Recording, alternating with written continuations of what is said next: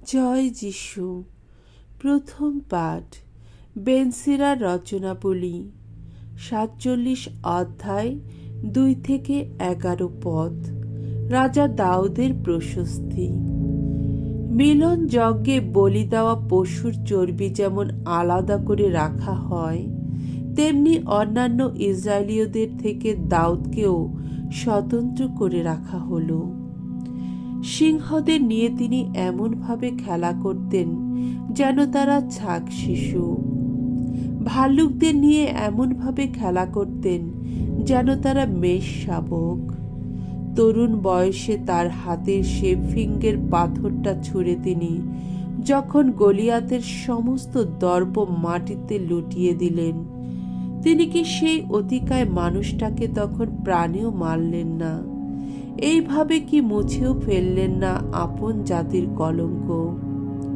তিনি তখন পরাৎপর স্বয়ং প্রভুকে তো ডেকেই ছিলেন, আর প্রভুও তখন তার ডাক হাতে এমনই শক্তি দিয়েছিলেন যাতে তিনি সেই বলবান যোদ্ধাকে ধরাশালী করতে পারেন, যাতে আপন জাতিকে তিনি আবার মহা ক্ষমতাশালী করে তুলতে পারেন। তাই অযুতের সংহারক বলে তখন তার জয়গান করা হয়েছিল।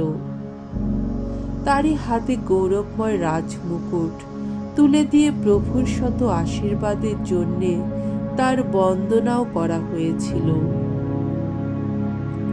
কেননা তিনি তো চারপাশের যত শত্রুকে নিঃশেষ করে দিয়েছিলেন। তার প্রতিপক্ষ ফিলিস্তিনদের তিনি তো নিশ্চিহ্নই করে দিয়েছিলেন, আর আজও পর্যন্ত তারই জন্যে হতশক্তি হয়ে পড়ে আছে তারা। তিনি যখন যা কিছু করতেন তখন ঐসব মহিমা কীর্তন করে সেই পবিত্র জনকে, সেই পরাৎপরকে ধন্যবাদ জানিয়ে তা করতেন তিনি। প্রাণ ভরে স্তব গান গেয়ে নিজের স্রষ্টার প্রতি তার ভক্তি ভালোবাসা জানাতেন তিনি।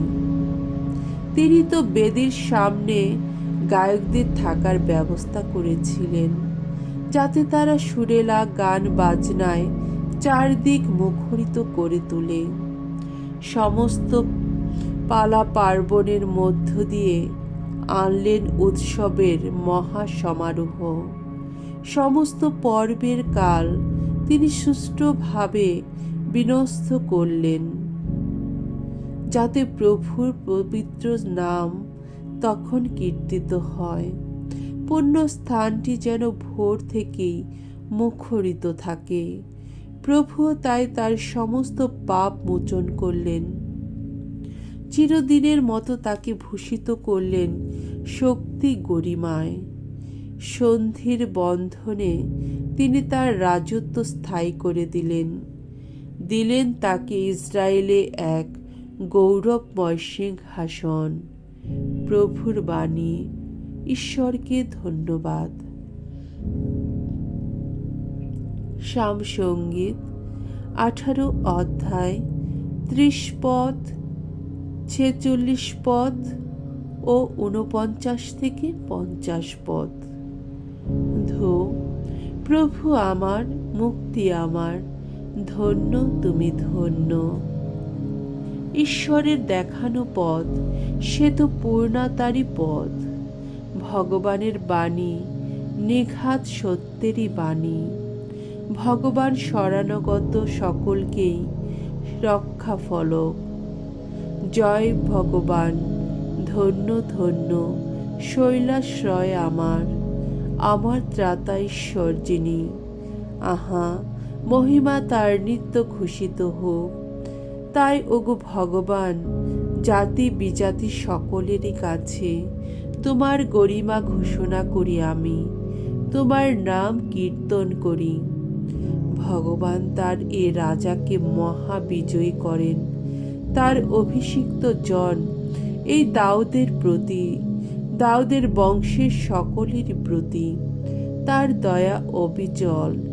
আহা, চির অবিচল। বাণী বন্দনা। জয় জয় প্রভুর জয়। সৎ পূর্ণ হৃদয়ে যারা সঞ্চিত রাখে প্রভুর বাণী। আপন নিষ্ঠায় যারা ফলায় ফসল, ধন্য তারা, ধন্য। জয় জয় প্রভুর জয়। মঙ্গল সমাচার। মার্গরচিত মঙ্গল সমাচার 6 অধ্যায় 14 থেকে 29 পদ। দীক্ষাগুরু যোহনের মৃত্যু কাহিনী।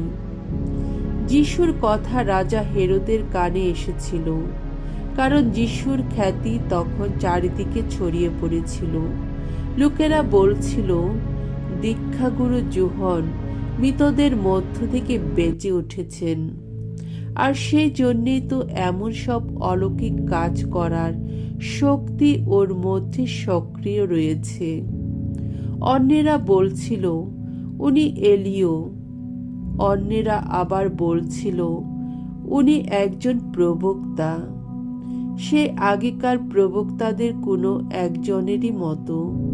কিন্তু এই সব কথা শুনে হেরোদ নিজে বললেন, উনি সেই যোহন, আমি যার শিরচ্ছেদ করেছি, তিনি নিশ্চয় বেঁচে উঠেছেন। ব্যাপারটা হলো এই হেরোদই একদিন লোক পাঠিয়ে যোহনকে গ্রেপ্তার করেছিলেন এবং তাকে শেকলে বেঁধে কারাগারে আটকেও রেখেছিলেন। আর তা তিনি করেছিলেন নিজের ভাই ফিলিপের স্ত্রী সেই হেরোদিয়ারই মুখ চেয়ে, যে হেরোদিয়াকে তিনি বিয়ে করেছিলেন। কেননা যোহন হেরোদকে বারবার বলেছিলেন, আপনার কিন্তু নিজের ভাইয়ের স্ত্রীকে ভোগ করার অধিকার নেই। তাই যোহনের ওপর হেরোদিয়ার একটা আক্রোশ ছিল। যোহনকে হত্যা করার ইচ্ছাও তার ছিল, কিন্তু তা করা তার পক্ষে সম্ভব হচ্ছিল না, কেননা হেরোদ যোহনকে সম্ভ্রম করতেন।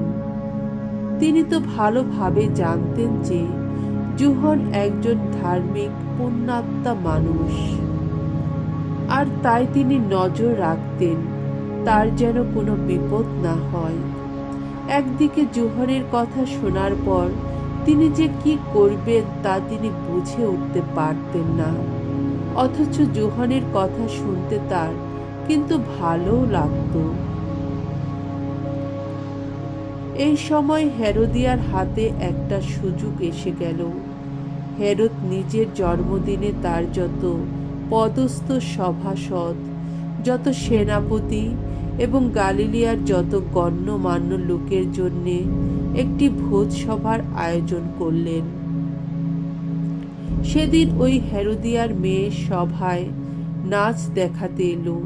সে হেরোদ ও তার অতিথিদের এমন আনন্দ দিল যে রাজা তরুণটিকে বললেন, তোমার যা ইচ্ছে আমার কাছে যাও, তোমাকে তাই দেব। শুধু তাই নয়, তিনি তার কাছে শপথ করে একটা কথাও বললেন, তুমি যা কিছু চাইবে আমি তাই দেব, এমনকি আমার রাজ্যের অর্ধেকটাও দিতে রাজি আছি। মেয়েটি তখন একবার বাইরে গিয়ে তার মাকে জিজ্ঞেস করল, বলো কি চাইবো আমি? হেরোদিয়া উত্তর দিল, দীক্ষাগুরু যোহনের মাথাটা। সে তখনই রাজার কাছে তাড়াতাড়ি ফিরে এসে আবেদন জানালো, আমার ইচ্ছা আপনি এখনই একটা থালায় করে আনিয়ে দীক্ষাগুরু যোহনের মাথাটা আমার হাতে তুলে দিন। রাজা খুবই ক্ষুব্ধ হলেন, কিন্তু তার ওই শপথের জন্যে আর উপস্থিত অতিথিদের কথা ভেবে তিনি তাকে না বলতে পারলেন না।